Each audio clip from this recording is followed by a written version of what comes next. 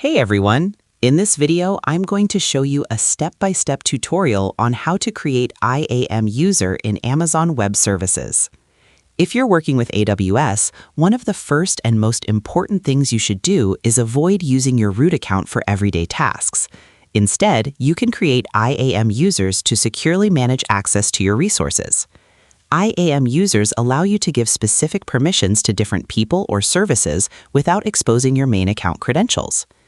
To begin, open your browser and log into your account on Amazon Web Services. Once you're inside the AWS Management Console, you'll see a variety of services available. From the search bar at the top, type IAM and select the Identity and Access Management service. This is where you manage users, roles, and permissions. Inside IAM, look at the left-hand sidebar and click on Users. This section displays all existing users in your account. Now, click on the Create User button to start adding a new IAM user. You'll be prompted to enter a username. Choose a name that clearly identifies the person or purpose of the account. Next, you'll need to select the type of access you want to provide.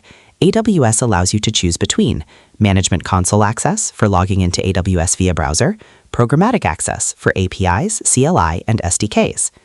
If you enable console access, you'll also set a password for the user and decide whether they must change it on first login.